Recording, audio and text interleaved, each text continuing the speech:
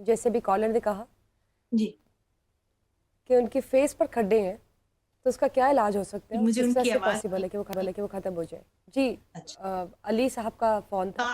Scar marks हैं। जी, scar marks है जिन्हें हम उर्दू में खड्डे भी कहते हैं। जी। हाँ जी, स्कार मार्क्स हैं। हाँ जी, तो वो अब खड्डे हैं, वो डिपेंड करता है कि किस तरह के हैं, एक्ने के हैं या किसी और चीज़ की वजह से आपके खड्डे पड़ गए हैं।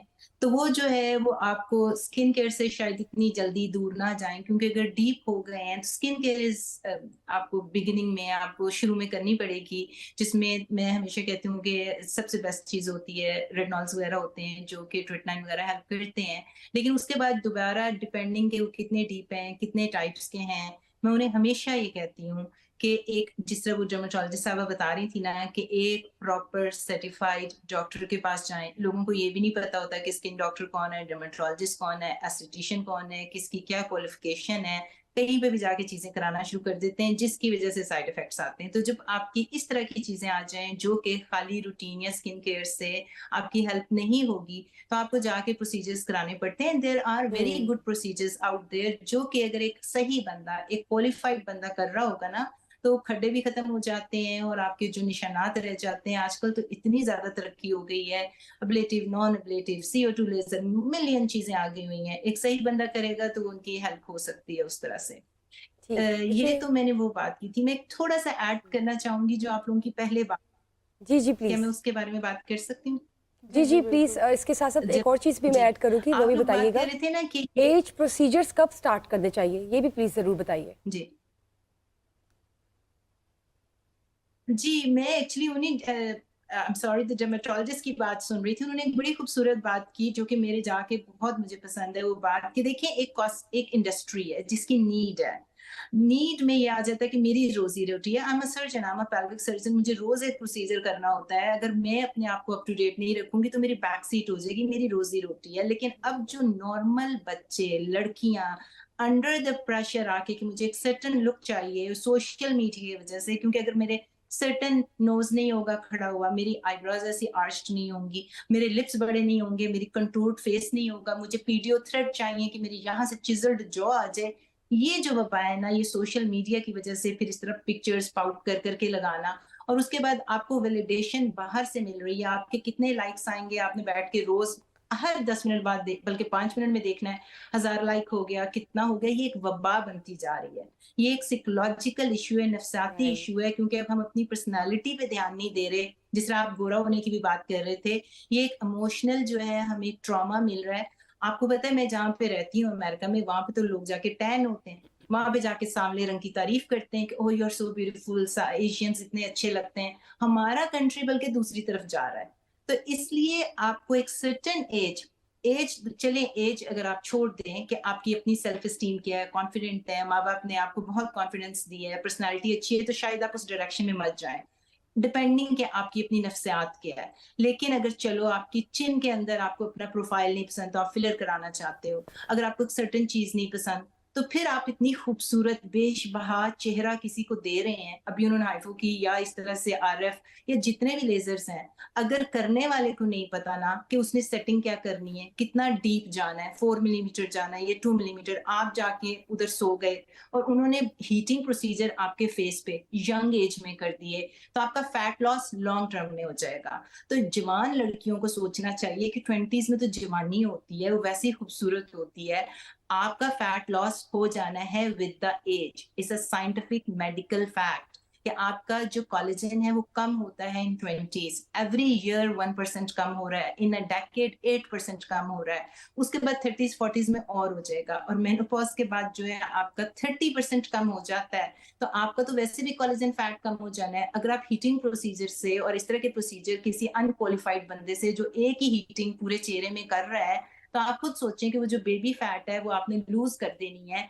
तो आप जब 40s 50s में जाएंगे तो आपका चेहरा यूं करके अजीब सी लुक आ रही होगी। तो you have to be very careful. मुझे लगता है कि जवानी में जितना अपने आप को प्रिजर्व कर सकते हैं, अपनी पर्सनैलिटी स्ट्रॉन्ग करें, अपनी नफ्सियात को स्ट्रॉन्ग करें, न्यूट्रिशन, डाइट। अभी वो कह रहे थे ना बाहर जाके खेलें, हमने बाहर जाके स्पोर्ट्स में हिस्सा लेना बंद कर दिया है। हमारा काम है जी कि सोशल मीडिया पे बैठ के अपनी लुक के ऊपर अपनी बॉलीवुड हॉलीवुड से जो है इमेजेस ले लेके कि मुझे कितने लाइक आ रहे हैं, मैं अच्छी लग रही हूँ कि नहीं। हम तो इतना खेला करते थे। और वही अभी वो बहरोज सब्जवारी भी कह रहे थे, वो जनरेशन जो थी ना वो घी खाने वाली थी, वो अंदर से स्ट्रांग होने वाली थी। उनको कोलेजन और मसल मास जो है वो प्रिजर्व्ड रहता था, तो उनके गोडे गिट्टे, उनको आर्थराइटिस और ये बीमारियां नहीं है, दे एज वेल। हमारे बच्चे जो हैं वो तो बाहर ही नहीं जाते, जिसकी वजह से वो शॉर्टकट ढूंढ रहे हैं। और ये जितने प्रोसीजर्स हैं और ये जितने पीडियो थ्रेड, ये जितनी चीजें, ये शॉर्टकट हैं। तो शॉर्टकट जब भी आप मारते हैं ना तो लॉन्ग टर्म फायदा कोई ज्यादा नहीं होता। जी, तो ब्यूटी टिप्स का सिलसिला बुशरा जारी है, लेकिन हमें एक और कॉलर ने ज्वाइन किया है। अस्सलाम वालेकुम, कौन और कहाँ से? वालेकुम अस्सलाम, उबैद रहमान सुलेमानी अहमदाबाद से बात कर रहा हूँ। जी, आपका सवाल क्या है? अच्छा, सवाल ये है कि ख़वातीन जो हैं वो हर वक्त मेकअप करती रहती हैं, और ख़ास करके कोई फोटकी भी हो जाती है तो वहाँ पर भी वो मेकअप करके जाती हैं, और अक्सरियत ख़वातीन की स्किन ख़राब होती है। क्या उसकी वजह ये मेकअप करना ही होती है या कोई और वजूहत होती हैं? और ये बहुत बहुत शुक्रिया आपका। जी, उनका सवाल ये है कि वो कंफ्यूज्ड है कि जब औरत को वो मेकअप में देखते हैं तो वो एक तो वो करती क्यों है। मेरे ख्याल से फ्यूनरल्स की बात की उन्होंने। दूसरी जो है वो पूछे कि जो स्किन ख़राब है, डॉक्टर शिवाना मैं आपसे पूछना चाहूँगी कि जो स्किन ख़राब होती है उसकी असल वजूहत क्या होती है। ये तो वैसे भी हम पूछना चाहेंगे जनरली भी कि क्या मेकअप उसकी वजह होती है या नहीं। ऑब्वियसली हमने पहले भी डिस्कस किया है, healthy diet is more important. जी एब्सोल्युटली। अभी आप मुझे बताएं ना, आपकी 12-13 साल की बच्चियां, मैं तो अपनी बच्चियों को संभालती हूँ कि भाई बस जितना मेकअप, जितना नॉलेज यहाँ पे अल्टा और इतने ज्यादा मेकअप स्टोर्स, और फिर ऑनलाइन मेकअप पे मेकअप घर आ रहा है। ये मेकअप जो होता है, अगर आप depending on the type of skin, बच्चे 12-13 साल की बच्चियां, जब आपकी इतनी प्यारी स्किन है, आप खेलने कूदने के दिन है, आप अपना मेकअप कर रहे हैं, तो यस अगर कुछ ऐसे मेकअप हैं जो पहले भी बता रही थी कि कोमेडोजेनिक, आपके पोर्स बंद होना शुरू हो जाएंगे, आपके एक्नी आना शुरू हो जाएंगे। और जो आजकल की फूड चल रही है, ये सारी चीजें पता है कहाँ से स्टार्ट हो रही हैं? ये आपके बचपन से स्टार्ट हो रही है। आपका स्किन टेक्सचर, जेनेटिक्स एक तरफ के, माँ बाप की स्किन अच्छी थी तो आपकी अच्छी थी, लेकिन जो आप कारकर्दगियां अपने साथ कर रहे हैं ना, जो आप खा रहे हैं अपने जिस्म के अंदर डाल रहे हैं, और माँ बाप जो है वो कहते हैं बच्चे को बच्चा रहने दो, बच्चे को बच्चा रहने दो। उनको क्या मतलब है? बच्चे को बच्चा रहने दो, अपने जो घर के मसले मसाइल हैं, लड़ना मरना, उन तक ना पहुंचाओ, लेकिन उनके दांतों की हाइजीन, उनके बॉडी का स्मेल, उन्होंने अपने आप को कैसा साफ रखना है, स्किन की अगर एक्नी आ रहे हैं तो बचपन से रोकें ताकि खड्डे उसके पीछे ना पड़ जाएं, स्कार्स पीछे ना रह जाएं।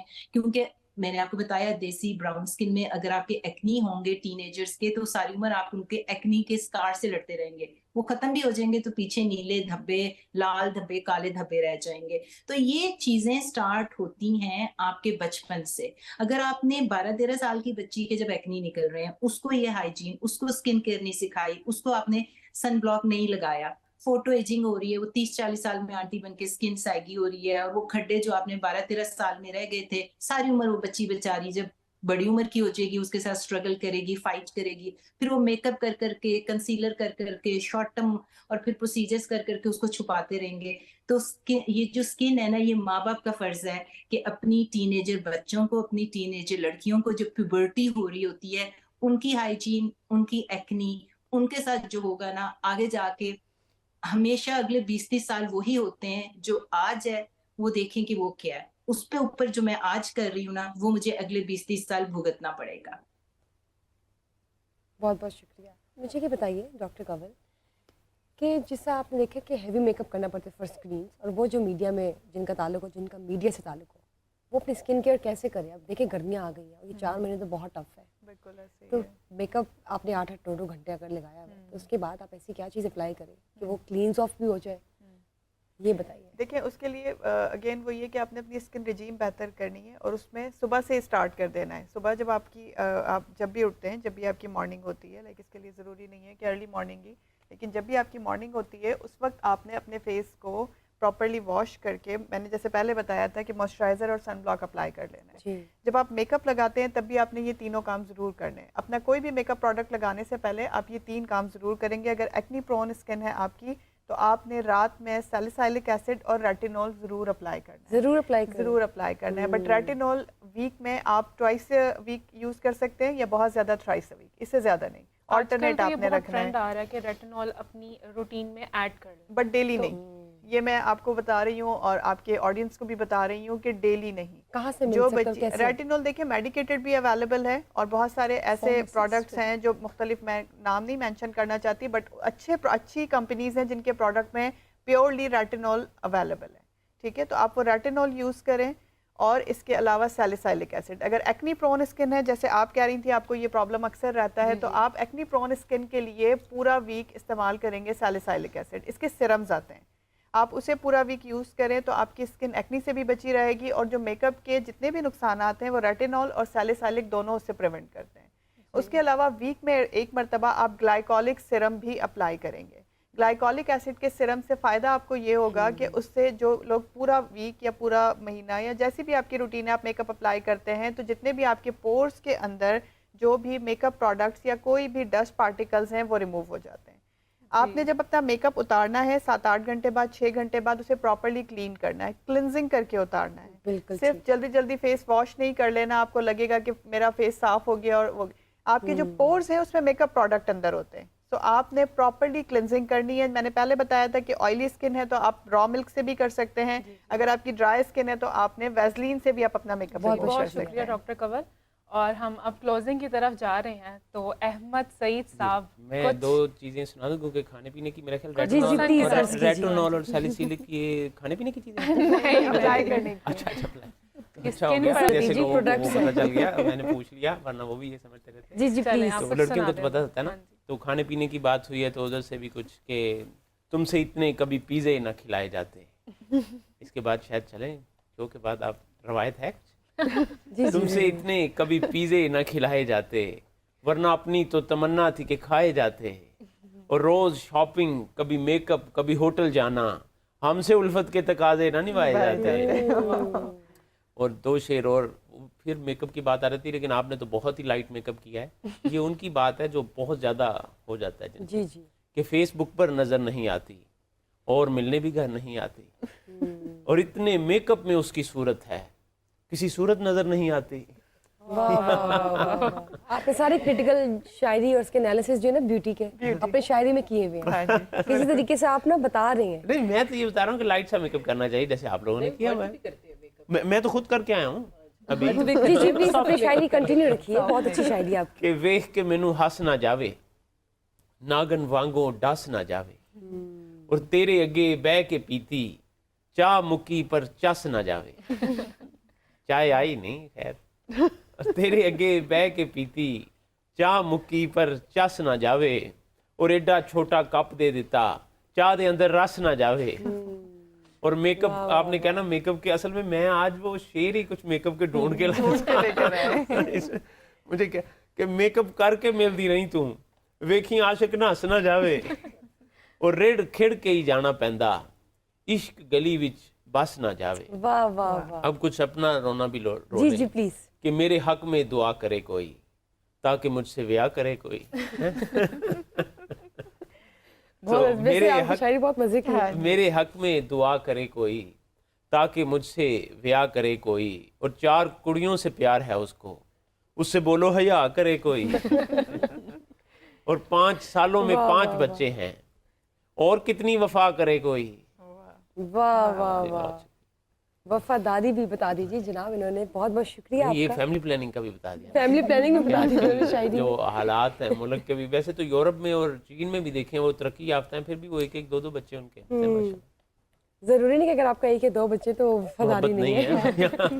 लेकिन हमारे यहाँ जरा ऐसे समझा जाता है शायद। जी जी बहुत बहुत शुक्रिया आप सबका आने का, तावन करने का, मेरी सहेली का हिस्सा बनने के लिए। और आज जो हमने स्पेशल टॉपिक डिस्कस किया, इट वाज मच नीडेड। क्यों राबिया? बिल्कुल। स्किन केयर की बात हो रही थी, राबिया ने अपनी भी आज स्किन केयर के हवाले से टिप्स ले लिए ले लिए। आपसे कि एलोवेरा वो कैसे इस्तेमाल करेगी, और ज़रूर बताइए आप लोगों को कि इसका इस्तेमाल कैसा रहा। और इंशाल्लाह हम फिर मिल रहे हैं कल समर डिजिटल के लाइव प्रोग्राम में मेरी सहेली में, क्योंकि हम सहेलियाँ जो हैं आपसे रोज़ मिलती रहेंगी, लेकिन अभी हम सहेलियों को दीजिए इजाज़त।